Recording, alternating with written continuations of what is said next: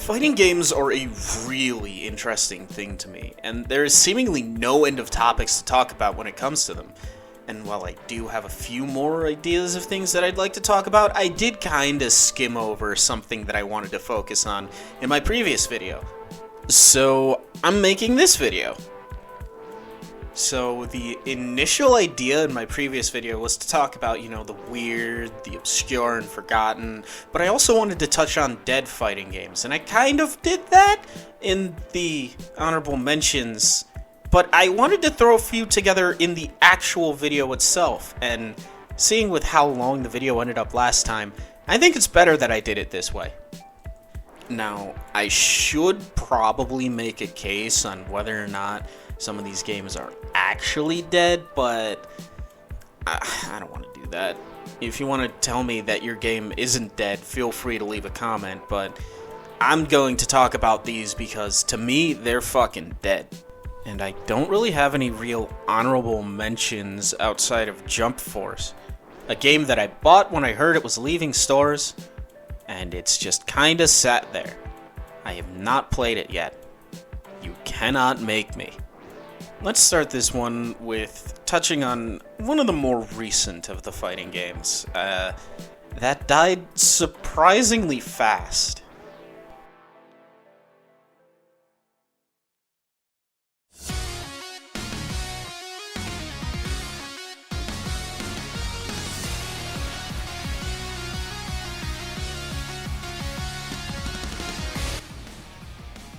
DNF Duel. Alright, I won't lie, it does kinda suck when I do say it's dead, but god damn did it not last. When it released it was doing fine, barring, a couple of connection issues here and there, and rooms not being fixed from the beta, so it was just kind of a crapshoot if you wanted to join someone's room. But looking past that, the game looks and sounds and plays just amazing, but it didn't really have any staying power. And why, some people ask, and while you can look everywhere and hear a shit ton of, thoughts on the matter, I think the best take of it came from Thorgi's Arcade in his recapping of the games of 2023, or the fighting games of 2023. But I'm just gonna paraphrase it because getting a whole ass clip from that big section is I don't want to play too much of his video. The main problem seemed to be the lack of buzz from the devs. They would just show up out of the blue, give us some info on the game, then disappear for months. After dropping the initial trailer and the character trailers, there was a few months before we even got a confirmation of DLC, and it was the same day that we got the balance patch. Then it was a few more months before we got an official announcement of what the character was, despite the slight teaser, and we had an idea of what to look forward to. Then a few more months before we saw gameplay, and then a few more months before she finally came out, and oh my god, it has been a year since the game came out. And it's due to that the game kind of fell off. No one was really talking or thinking about it. The devs weren't actively promoting it. It was a game that was supremely hyped until it came out, and then after it came out, the devs kind of went silent for months at a time, only feeding us breadcrumb after breadcrumb after breadcrumb. I want you, and any DNF players, I want you to tell me when Battle Mage came out, or if you knew that Battle Mage came out. I only knew in passing from someone who had an interest in the character, and they had only found out that they were coming out a week before they released. And I think it's that it was this mismanagement of it that probably was the game's ultimate downfall, and I agree with Thorgi on that, because it is very easy for me to forget this game exists, and I own the damn thing. Also, after the game came out, the net was a little bad at first, and then the balance patch came and kind of fixed things, but I don't think they fully ever fix the rooms. Sometimes they do have just a fucking random bug out and everyone is unable to do anything. And then you leave the room. Even the person who made the room leaves the room to make a new room. And suddenly there's 2 rooms made by this fucking person. Don't join the wrong one. So when I went to go and record footage for this video, I did, of course, try to check and see if there were any casual rooms up. And I play on PS4. And I think PS4 has a bigger player base. And there was nothing. I couldn't find anything. So I went and checked out the survival mode. I never played the survival mode. Have you guys done it? Did you know it has RPG mechanics? Fucking whack, right? I didn't even know. I'd never, like, touched anything outside of maybe the arcade mode and, you know, multiplayer. Like, you get points through doing shit through the fight, and then you can buy one upgrade. It's cool. It's a cool idea. Not enough to make me want to go back to the game every now and then, but hey, it's a cool option to have. But, I mean, it also makes me sad that the game was handled in this way, because it's always cool seeing an IP branch out into a new kind of game genre. This one didn't really figure it out. But hey, at least BlazBlue is thriving, so there's always that. Now let's jump to something completely different. It's technically, yeah, it can be considered a dead game, but that's not why it's on here. I kind of forgot to put it in the previous video, so I'm just gonna slap it in this one and hope nobody cares. Alright? Cool.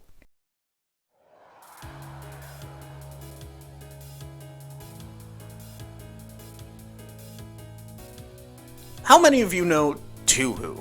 It's a bullet hell series that's like really fucking popular and that I didn't know about until like 2018, so I am way late to the bandwagon.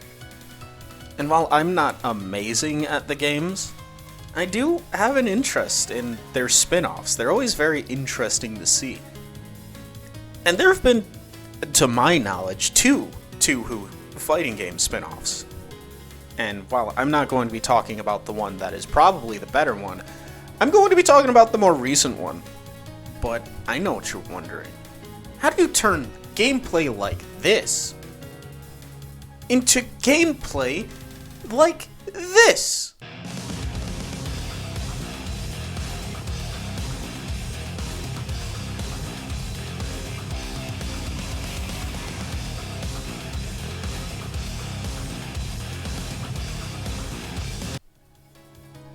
Well, they chose to do it like this.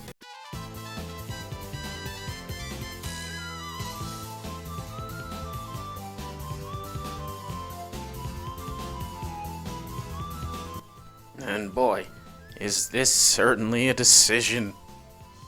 In my opinion, the game just does not feel like it should be a PvP game, but hey, there is a versus option, and story-wise, I'm not giving you a full-on breakdown. The story is serviceable. Some new incident happened. Let's go solve it. Did we solve it? Maybe. Let's go through every single story to see potential how this could have gone. I don't know if any of these stories are actually the canon story. But how does the game play? I know none of you were probably asking that, but you know, I gotta make sure. Someone asked that. The answer is, it's a 4-button fighter. And you can change to your partner. And like your lead partner's called the master, and your secondary partner's called the slave. Don't look into it. They're just forcefully bound to you for some reason having to do with the incident. I don't know. I beat the story, though. The combos don't really feel like they last long. For me, I'm able to get like a short auto combo into a special. That's about it. Like 4-5 hits maybe if I'm lucky into a special. And I don't even know if it's possible to combo into your supers or if you're just expected to do them as a reaction or just fucking throw them raw. Some of them look pretty dope. I like that fucking Yukari summons a goddamn train. And the roster itself is pretty serviceable. There's about 19, 20-ish characters.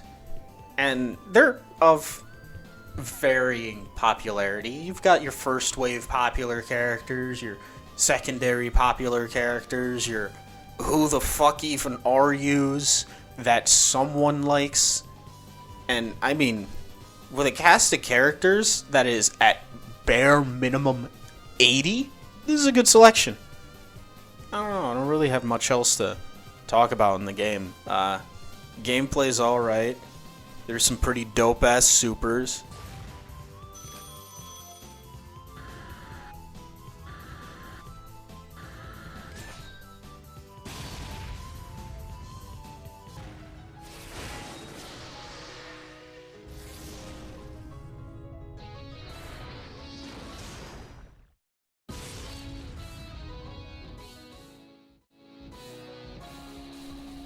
In classic Touhou fashion, much like Sonic, it has a fucking banger of a soundtrack. There ain't really much else to say.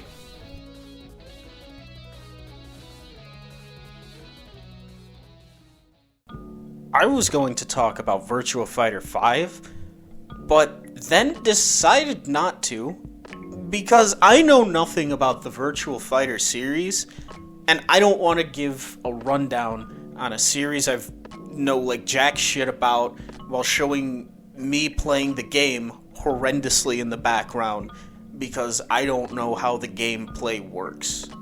It's fun, or fun enough, when you get the hang of it. I don't play very many 3D fighters, so I'm completely out of my depth here. So let's just make an audible in the script. What else could I talk about? Ooh, oh, I know. Hold on, just stick with me here. Roll the. Roll the clip. Roll the clip.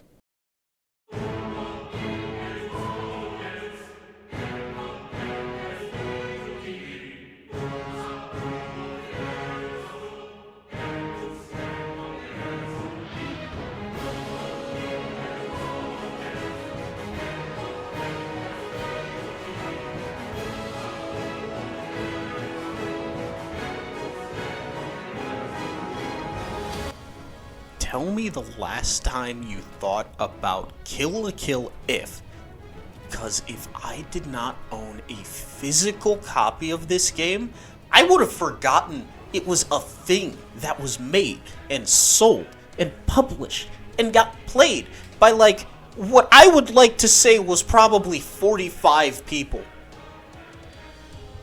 So the best way to explain this game is, have you ever played a Ninja Storm game? If your answer is yes, congratulations, you've played a better version of this game. I don't know what it is with making anime fighting games arena fighters, but I think we should stop that. Naruto's kind of like gets it to work. Demon Slayer exists when I remember it. That Jujutsu Kaisen game came out. I don't know how good that is. And I swear to God, if the Hunter x Hunter fighting game that is in the works is a fucking arena fighter, I'm going to riot. And the only reason I could ever recommend buying this game is if it were super cheap. There's a story mode. It's alright. The gallery has the entirety of the soundtrack to the anime. So, you know, you play the game enough and you can just sort of listen to any of the songs from the anime right there. And honestly, I think I got my money's worth from buying an actual fucking physical CD of the Kill la Kill soundtrack. That's a fun story. I kind of looked it up because I was like bored one day and I was like, oh yeah, I like the Kill la Kill soundtrack. There was like 2 fucking CDs left on Amazon and I impulse bought it. I do not regret it, I just don't have a way to listen to the CD. And much like arena fighters, or at least in my experience, Naruto, It's a 3-button fighter. You've got your close melee option, your long range option, and then your special button, which is just like your knockaway button. And the reasons I keep comparing it to Ninja Storm is just because if you have played Ninja Storm, you will get a grasp on this game easy fucking peasy. You want to dash in the air? If you've played Ninja Storm, I'm sure you know how to do that. I don't have to tell you how to do that. You're smart. Good job. Proud of you.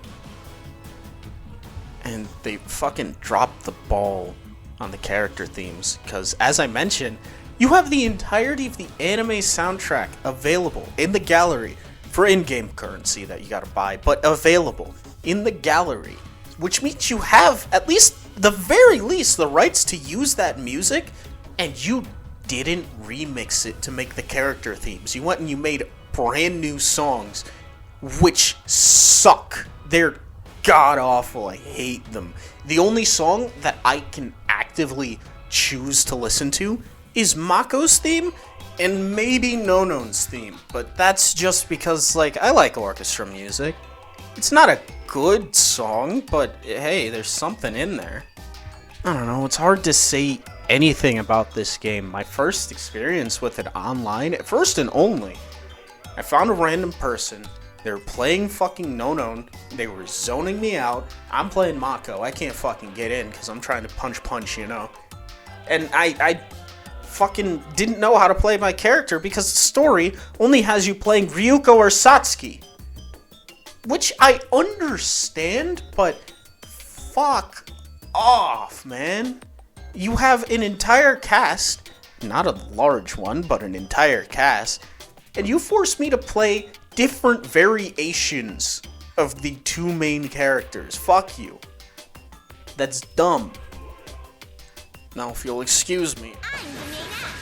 You're just trash that makes me look good. Wowie! Wowie! And where does trash go? In the dumpster. Power! I'm not done yet.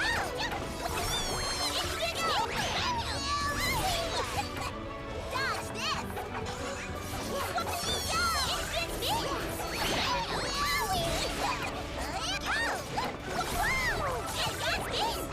Match set!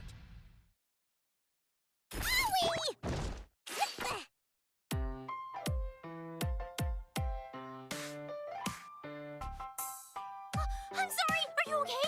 Now that we fought, I was wondering, do you want to be friends with me? Winner!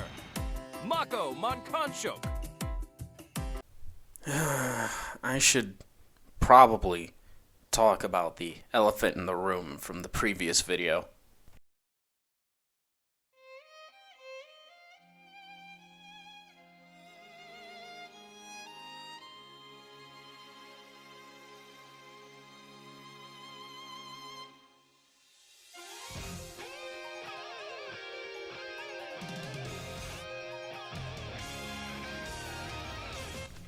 BB Tag is dead.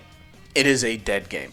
Yeah, I could probably hop into a lobby and find like 7 or 8 people, but it is a fucking dead game. And to that, I say great.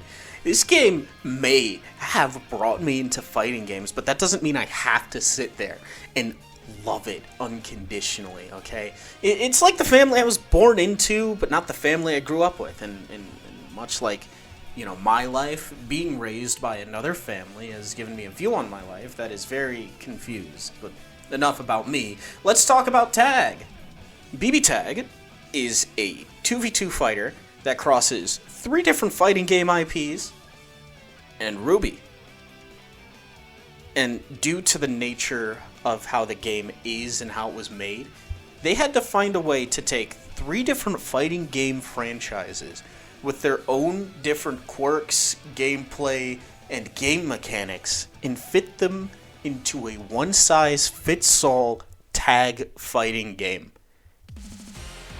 And I think they did it very, very poorly. But the only reason I can say that with absolute confidence is because I've started to play the games that it is derived from. you know?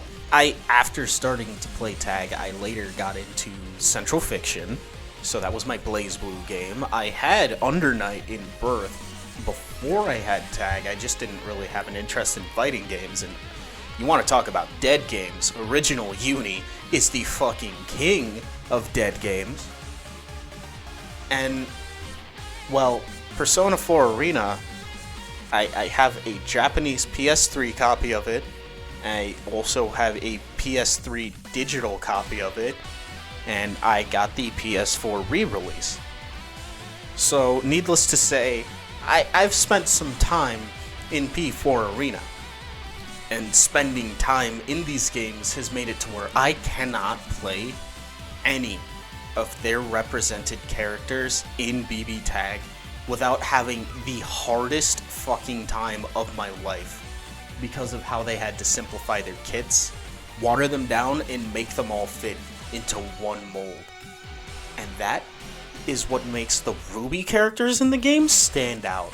Oh my god, there is nothing to compare them to. They were made specifically for this game, to fit into this game with its systems, and they are, in my opinion, the best designed characters in the game, gameplay-wise. And despite my thoughts on Ruby as a show, holy shit, Arxis, if you can acquire the rights to make a Ruby fighting game, one, please make it 2D, that'll really, really be good for the game, it'll bring in a lot of players, and two, oh my god, don't make it a tag game.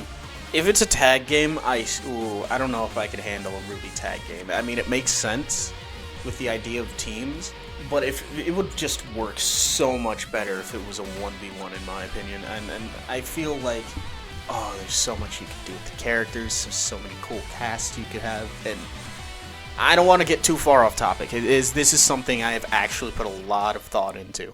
It's just, I don't know, it's bittersweet seeing tag be as dead as it was. It was never going to keep the momentum it had, and it was never going to, like, stay alive indefinitely, because there was never really any real draw, especially when they moved away from it and, you know, no more DLC was coming. The only thing it got in recent years was rollback, which did kind of revive it, but that's not always enough, because at the end of the day, people moved on, and this game is just a ghost town, a stain in the history of BlazBlue, something that very few will try in vain to keep alive, but it won't happen.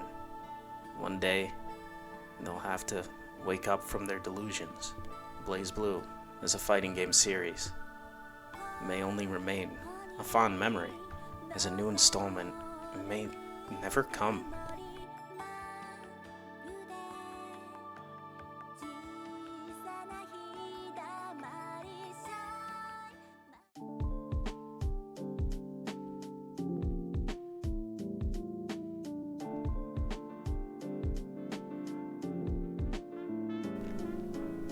And that'll do it for the dead fighting games that I wanted to talk about. I mean, yeah, I did briefly touch upon, you know, Central Fiction, but it's got a small but dedicated community on Steam, and Rev 2 is another one that could also be considered dead, but it's also got a dedicated community on Steam. Dragon Ball FighterZ, it has rollback coming, and I'm telling you, if I were to boot the game up now, I could easily find a match. Hell, you might even be able to make the case that Granblue Versus, the original one, it's probably a ghost town, but I mean, come on, a new game in its series just fucking came out, blew the previous one out of the water. Everyone has been saying this is what the first game should have been, and I am standing right there with them. I'm just gonna end it here. Later, nerds.